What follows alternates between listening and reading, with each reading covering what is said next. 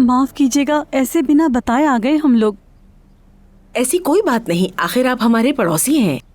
मैं समझा नहीं, आप बेटे के ना मिलने पर हमसे क्यों पूछ रही हैं? पुलिस को इन्फॉर्म किया है? पुलिस वालों से भी पूछा है हमने, बात हो गई है हमारी। कह रहे थे कि कोई खतरनाक ऑपरेशन है।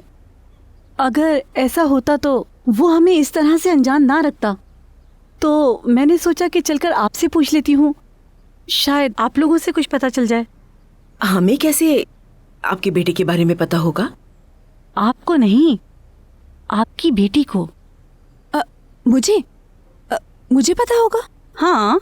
मेरी बेटी को कैसे पता होगा? हाँ, मुझे कैसे पता होगा? मैं समझी नहीं आपकी बात। 1 मिनट रुकिए, कौन ऑपरेशन पर गया है? मैं कुछ समझा नहीं। आजम।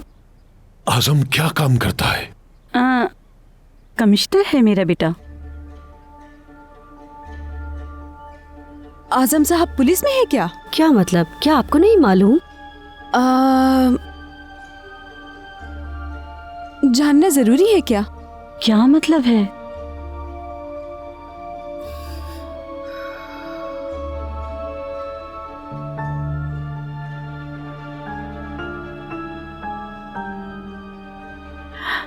अच्छा, फिर हम चलते हैं। आइए मैं आपको गेट तक छोड़ाऊं। चलो मलिका।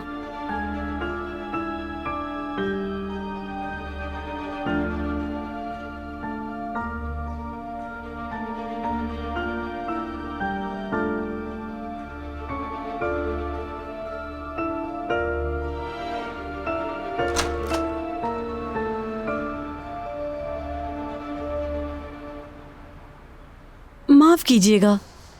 आपका दिन अच्छा गुजरे। आपका भी।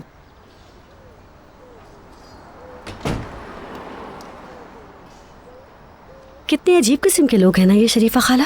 इन लोगों की बात मत करो। हमने चलने का कहा तो किसी ने ये तक नहीं कहा कि थोड़ी देर रुक जाएं।